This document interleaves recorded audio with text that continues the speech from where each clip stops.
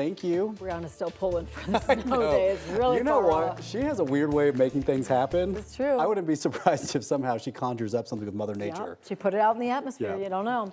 All right, parents, maybe you have had this conversation about when it's appropriate to give your kid a smartphone.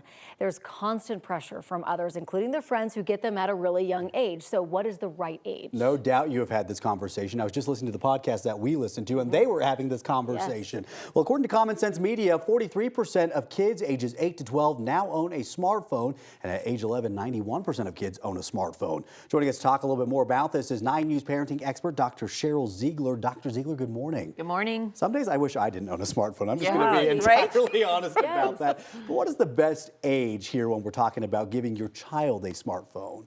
You know, I'm going to go really on the older end of this because yes, there are what we call dumb phones or phones that don't have access, but that market is very, very small for whatever reason. I really don't know why. There's also watches. Kids can have watches that have phone numbers, and so they can be tracked that way. I say start that way and don't get a real smartphone until 13, 14 years old.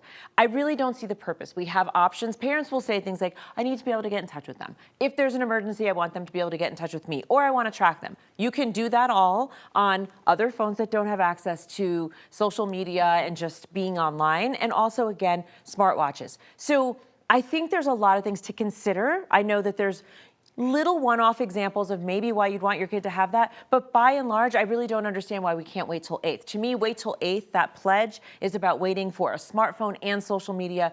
I say you wait till 8th, that's 13, 14 years old.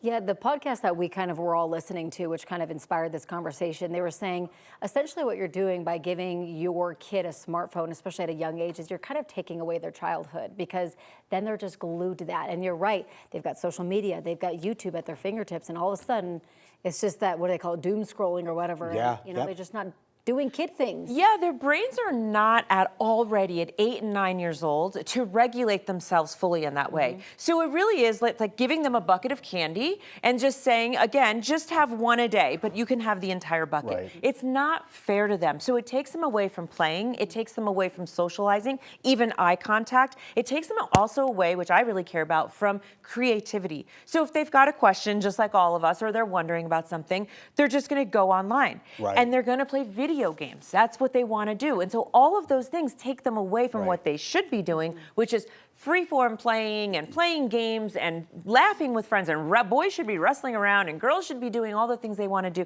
These are the things that it robs them of. So I don't see actually any argument for a kid under the age really of 13 to have a smartphone. One thing I think you hear a lot about, and I'm wondering this along with other things you should consider, is people say, well, if your kid doesn't have a smartphone, they're kind of behind on the technology game. That's the world we live in now.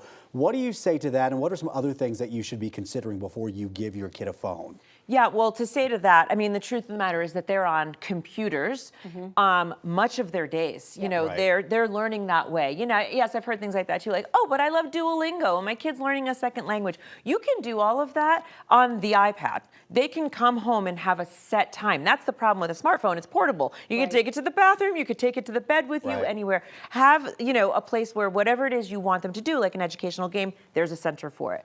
I think the other piece of that, like, you're robbing them of something. This starts in, like, think of like little pods. So if you have an 8 or 9 year old right now and you're like, oh, I'm a little bit on the fence because, again, maybe 40% of the class does already have a smartphone, find your other people, hopefully they're friends, and say, can we wait on this? Like, if the kids want to FaceTime. That's a big one. Kids like to FaceTime, and I think that's great. FaceTiming is great. So again, an iPad can do that, though, or a tablet. Any tablet Right. can do that. So don't get sucked in, parent, to think that the smartphone is the end-all be-all. These tablets can do pretty much every single thing that a smartphone can do with less risk, but still, a tablet needs to be regulated too. The theme is all of this needs to be regulated. I think the other thing to think about is that why are you even thinking about giving your kid a smartphone? Go through that, look at their responsibilities. How responsible is your kid? How much of an addictive piece do they have to their personality? Weigh that all out. Yeah. Real quick, because we are being wrapped, but I do have a question. If a kid says to you, but all of my friends have this, right? They're 8 years old, 9 years old. All my friends have this. What do you say to them so that you're like, I'm backing you up, I'm with you, but also in our family it's not appropriate. Yeah, I love the in our family thing. I think that's where you get you have to be strong about your values, very, very clear. So I think a kid is going to say that, but they're going to say that about a lot of things. True. Everybody's getting Madden everybody's getting this, everybody who has dunks, whatever it is, right? So you have to say, maybe that really works for them.